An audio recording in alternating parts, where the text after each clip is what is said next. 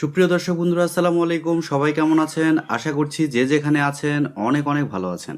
দর্শক বন্ধুরা, finally Indian মার্কেটে ভিভো V25 প্রো এই ফোনটি লঞ্চ হয়েছে গতকালই। আর ইন্ডিয়ান মার্কেটে এই ফোনটির বেস ভেরিয়েন্টের প্রাইস রাখা হয়েছে 35,999 রুপি বা 36,000 রুপি। আর এই 36,000 রুপি বাজেট সেগমেন্টে এই ফোনটি কিন্তু দারুণ দারুণ কিছু অফার করছে। যেমন এই ফোনে থাকছে পাওয়ারফুল একটি চিপসেট মিডিয়াটেক ডায়মেনসিটি 1300, এবং এছাড়াও থাকছে কালার চেঞ্জিং ডিজাইন, সাথে থাকছে খুবই ভালো একটি ডিসপ্লে। সো সবকিছু মিলে এই ফোনটি কেমন হবে, আর ফোনটি বাংলাদেশের মার্কেটে কবে এবং কেমন প্রাইস পয়েন্টে লঞ্চ হবে, এই সবগুলো প্রশ্নের উত্তর থাকবে আজকের এই ভিডিওতে। সো পুরো ভিডিওটি অবশ্যই দেখবেন। আর আপনারা দেখছেন টিভি টেক টিউব এবং সবসময়ের মতো সাথে আছে আমি প্রান্ত। সো ভিডিওটি ভালো লেগে থাকলে ভিডিওতে একটি লাইক দিতে ভুলে যাবেন না কিন্তু। আর আপনি যদি আমাদের চ্যানেলে নতুন হয়ে থাকেন সেক্ষেত্রে আমাদের চ্যানেলটি সাবস্ক্রাইব করে পাশেই থাকবেন। প্রথমে যদি এই ফোনটির ডিজাইন এবং বিল্ড কোয়ালিটি নিয়ে কথা বলি, তাহলে এই ফোনটির ব্যাক সাইডে ব্যবহার করা হয়েছে কালার চেঞ্জিং টেকনোলজি। ফোনটি মার্কেটে দুইটি কালার ভেরিয়েন্টে পাওয়া যাবে, একটি হচ্ছে ব্ল্যাক এবং আরেকটি হচ্ছে ব্লু। তবে ব্ল্যাক কালার ফোনে কিন্তু কালার চেঞ্জিং এই বিষয়টা থাকছে না। ফোনটির ওজন করা হয়েছে 192 গ্রাম আর থিকনেস করা হয়েছে 8.6 মিলিমিটার। ভিভো V25 প্রো এই ফোনটির সামনে আসলে আপনারা পেয়ে যাচ্ছেন একটি ফুল ভিউ ডিসপ্লে, যার উপরের অংশে পাঞ্চলের মাধ্যমে বসানো থাকছে সেলফি ক্যামেরাটি। আর এই ডিসপ্লেটি হতে চলেছে কার্ভ ডিসপ্লে। আর ভালো ব্যাপার হচ্ছে এই ফোনে থাকছে ইন ডিসপ্লে ফিঙ্গারপ্রিন্ট সেন্সর, যা যথেষ্ট ফাস্ট এবং অ্যাকুরেট হবে বলে জানা গিয়েছে।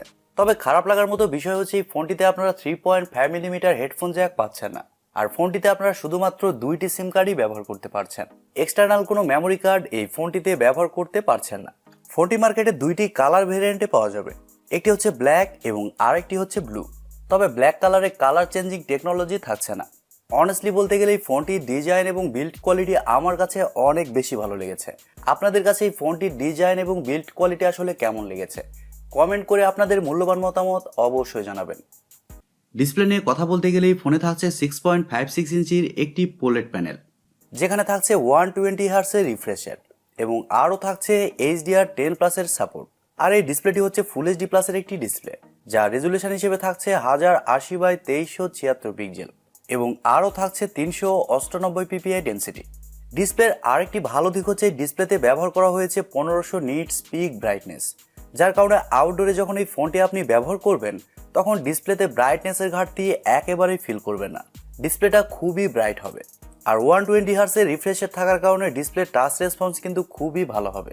এই বিষয়টি আপনারা অনেকেই জানেন। আর অ্যামোলেড ডিসপ্লে হওয়ার কারণে ডিসপ্লেতে যে কোনো কন্টেন্ট প্লে করলে ডিসপ্লেতে শার্পনেসের ঘাটতি আপনারা লক্ষ্য করবেন না। ডিসপ্লের কালার কোয়ালিটি খুবই ভালো হবে। ওভারঅল ভিভো এখানে খুবই ভালো ডিসপ্লে প্রোভাইড করছে। ফোনটির সফটওয়্যার এবং পারফরমেন্স নিয়ে যদি আমরা কথা বলি, তাহলে এই ফোনে থাকছে অ্যান্ড্রয়েড 12, যার ব্যাকএন্ডে থাকছে ফান্টাস 12। আর আমি প্রথমে বলেছি ফোনটিতে চিপসেট হিসেবে থাকছে মিডিয়াটেক ডায়মেনসিটি 1300, যা 6 ন্যানোমিটার আর্কিটেকচারে তৈরি করা একটি অক্টাকোর প্রসেসর, এবং এটি একটি 5G চিপসেট, যেখানে আপনারা 8টি 5G ব্যান্ড পেয়ে যাচ্ছেন। এবং এছাড়াও জিপিইউ হিসেবে থাকছে মালি G77 MC9।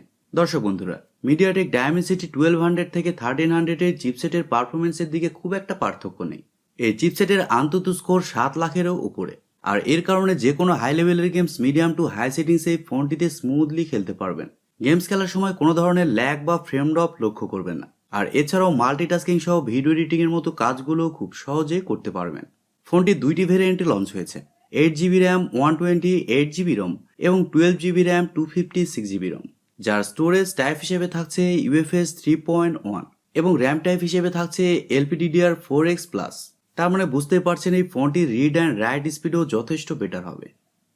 ক্যামেরা সেকশন নিয়ে কথা বলতে গেলে ফোনটির ব্যাক সাইডে থাকছে 3টি ক্যামেরা, যার মেইন সেন্সর হিসেবে থাকছে 64 মেগাপিক্সেলের একটি ওয়াইড সেন্সর, যা f1.9 অ্যাপারচার।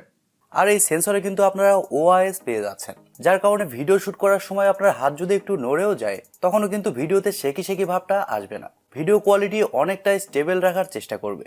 এবং সেকেন্ডে থাকছে 12 মেগাপিক্সেলের একটি আলট্রা ওয়াইড সেন্সর এবং সবশেষে থাকছে 2 মেগাপিক্সেলের একটি ডেপথ সেন্সর।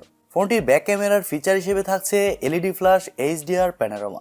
আর ব্যাক ক্যামেরা দিয়ে আপনার সর্বোচ্চ 4K তে শুট করতে পারছেন। ভিভো V25 প্রো এই ফোনটির সামনে আসলে আপনারা পেয়ে যাচ্ছেন 32 মেগাপিক্সেলের সেলফি ক্যামেরা।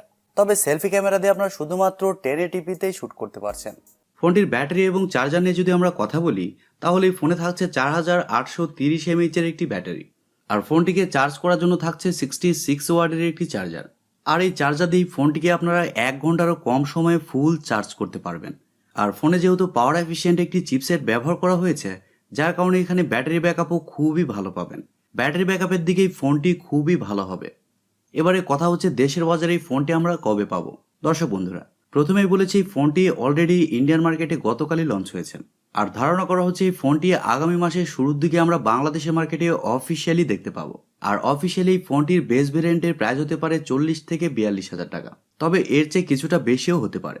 আর এরকম প্রাইস পয়েন্টে ফোনটি খুব ভালো ভালো কিছু অফার করছে, যেমন এই ফোনটির ক্যামেরা সেটআপ অসাধারণ এবং ডিসপ্লেও খুবই ভালো লেগেছে।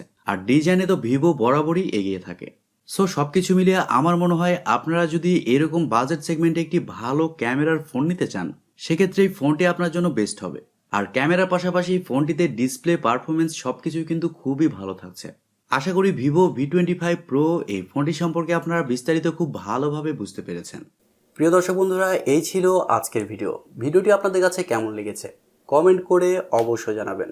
আর ভিডিওটি যদি সত্যিই ভালো লেগে থাকে তাহলে টিপি টেক টিউব চ্যানেলটি সাবস্ক্রাইব করবেন, ভিডিওতে একটি লাইক দিবেন আর সবসময় আমাদের পরিবারের একজন হয়ে থাকবেন, কারণ আপনাদের সাপোর্ট এবং ভালোবাসা সবসময় প্রয়োজন। সো আজকের মতো এই পর্যন্তই, দেখা হবে পরবর্তী কোনো নতুন ভিডিওতে। ততক্ষণ পর্যন্ত সবাই ভালো থাকবেন, সুস্থ থাকবেন এবং নিজের খেয়াল রাখবেন। টাটা।